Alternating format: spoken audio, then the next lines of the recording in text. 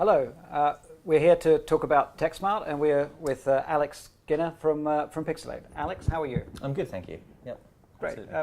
So, Alex, Pixl8 is one of the more established providers in the not-for-profit market. Can you tell us a little bit about the background of the company? So it was, we're a creative technical agency. We started in 2001. In terms of the work that we do, predominantly working in the membership market, as you know. We obviously have some brand clients that exist outside of the membership space, but most of the work that we do is large membership, document portals, that type of thing. Great. And you mentioned the membership market. That's getting more competitive now. There are new entrants coming into the market all of the time, and there's a lot of pressure on budgets at the small, medium, and high-end projects as well. So what's Pixl8's response to that? Well, I think competition's good. It means that everybody is doing good work, and everyone needs to sort of continue to do good work. But I think referenceability is an important thing, and when you're looking at the projects of the sort of size that we work on, when you have sort of 60, 70 clients, that certainly helps from a reuse standpoint as well. So Alex, you mentioned the 60 or 70 clients in the membership space. So what's your profile of client? What's your typical client organization? We obviously we work with a mixture of professional associations and trade associations.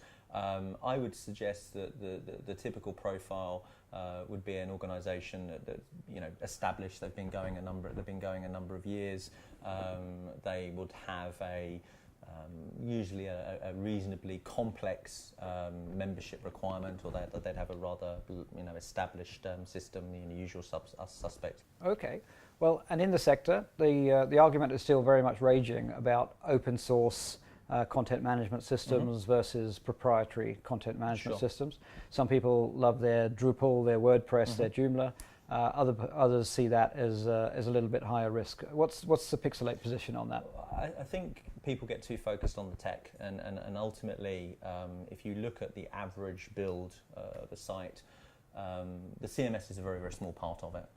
So if you say that 50% or more of a build will be about stuff other than the CMS, what you're bringing in terms of experience, in terms of integration or UX, UI, design, document management, it actually matters a lot more than what necessarily the CMS does out of the box. I'm more of the camp that open source is great in terms of the ethics behind open source, in terms of why it's good to give back and all of that sort of stuff. But we take most of our influence from what the high-end proprietary systems are doing. So, we will look at things like Sitecore and Kentaco and see the great stuff they're doing, or Marketo on the marketing automation side. And we're bringing the types of features that those sort of high-end systems offer and bringing that down into an open source platform. So just to clarify a point there, Alex, Pixl8 do offer an open source content management system, but it's one of the less well-known ones. We think we have a compelling solution, so we'll open source it. We then said, well, actually, we don't want to open source it, let's rewrite it from the ground up. So we spent the best part of 2.5 years rewriting the platform. And where we are now is we have obviously all the work that we do as Pixl8, but we also have now a growing number of companies around the world that are picking it up. It is an exciting time for us, actually, and it's really a case of getting that inward interest and getting other people starting to contribute, and people who are building what I would call proper websites. So if you're building something of substance with integration or automation, personalization, or if you're working with a creative shop who really want to push the boundaries of what the UX looks like, then that's our sweet spot. So that's what we, whether it's the sort of the Drupals or the WordPresses, the time to market is quicker, and obviously if you're able to sort of compete with the likes of Sitecore without the license costs, then that's pretty compelling. So the CRM and the content management system tend to act as a combined hub for that. What's the Pixl8 solution to all of those challenges? Because it's a common area where projects struggle. Well, if you look at the sort of there's a lot of fear around integration, and probably rightly so, in terms of to do it well is hard. But if you approach it in the right way, then it's very manageable. It's more of a process problem than it is a technical problem a lot of the time, in terms of understanding how good your data is, understanding your back office processes. There's a lot of work along the line before you actually get to the integration piece. The integration piece, in many respects, is one of the easier bits. But for us, we integrate as we have done, for a long time now. Before sort of cloud was a thing in terms of hosted systems.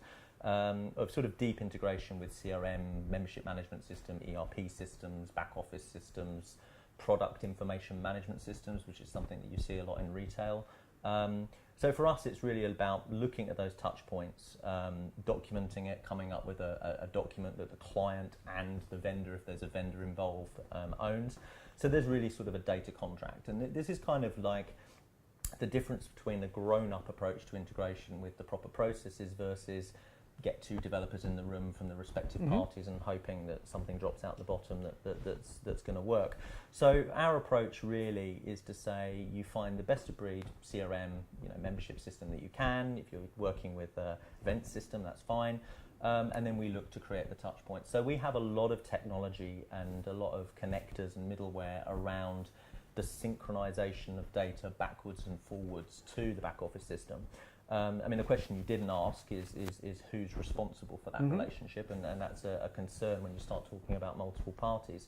For us, because we've got all of the monitoring, all of the reporting, and we have live dashboards in our office that sort of shows all of the integrations that are going on, it's very easy for us with a vendor that might not do lots of web work to effectively put in place notifications and that kind of thing. So you almost find out about member X not being able to log in before they phone up and complain to the membership organisation, because they just might not. Marketing automation is a really hot topic at TechSmart. A lot of people are really interested in the next stage of engagement with their stakeholders. Yep. What does Pixl8 offer in terms of supporting that for projects? In that regard. So marketing automation, as far as I'm concerned, it's an exciting area. Obviously you have Marketo and Pardo and all of these sort of large providers. In my estimation, it's a little bit hyped and a little bit over-focused, actually. I think the danger with marketing automation, if it's not integrated into an overall platform, is it becomes a little hit and hope. And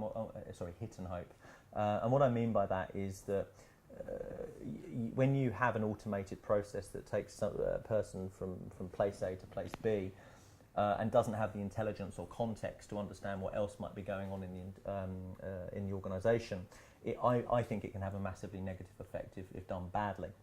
And one example of that would be if you're engaging with an organisation and you're making a complaint or you're unhappy, and yet that engagement is seen as participation, and therefore the ranking, which is the negative ranking, starts to fire off yet further, get more people involved, recommend us to more people, have a further 10% off, when what you're actually doing is saying you guys suck, then that can be bad. So my topic on at TechSmart is really around some of the ideas of marketing automation, and how that automation in itself is useful, but how it actually needs to be far more broad than just marketing. It's really around every other sort of every area of engagement, and use with care. It seems to be what you're saying. Well, use with care, and you can go and buy a big system, and you can spend an inordinate amount of money on integrating it.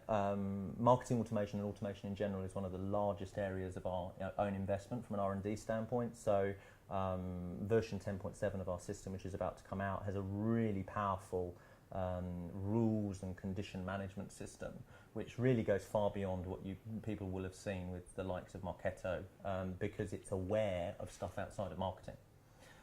So it can make statements around if a member is a certain type and they've performed a certain action and they've attended a certain event, then do this, which is more than just the sort of marketing oriented stuff. Great. So that's going to be the focus of your TED Talk. Tell us a little bit more about why people should come to see your TED Talk. Essentially, what we're going to talk about is how, using a combination of integration and automation, and some ideas for marketing automation, that they can create some more intelligence. And really, it's borrowing some ideas from neuroscience around the ideas of fight and flight. So why the body is so good at self-preservation by virtue of the fact it reacts quickly to things, and how taking certain key processes within the organisation and having that agility can deliver some interesting benefits. Essentially, Pixl8 is a digital agency. You're the curator of your own open source content management system, and you're focused on the membership space. So how's the future looking for Pixl8? It's pretty exciting. So, I mean, obviously, my role and my time is split largely between the different areas of the business. But if we look at the main growth area for us, it's very much around technology. The more people who are involved with the product, you know, we've got contributions now from India, from Germany, from Netherlands. You know, we have other people starting to back the project, and some of those organisations have got a lot of money and a lot of developer resource. So, you know, when they want a feature, and we sort of guide them as to how they might build that feature, and then they contribute that back, and then everybody gets it. I mean, that's the beauty of open source. So that's massively exciting. We're just going to carry on doing what we're doing in the membership space, and try and, you know, keep up with the trends and make sure that we're doing good work, really. Great, Alex. Thank you very much. We're really looking forward to seeing you at TechSmart. Cool.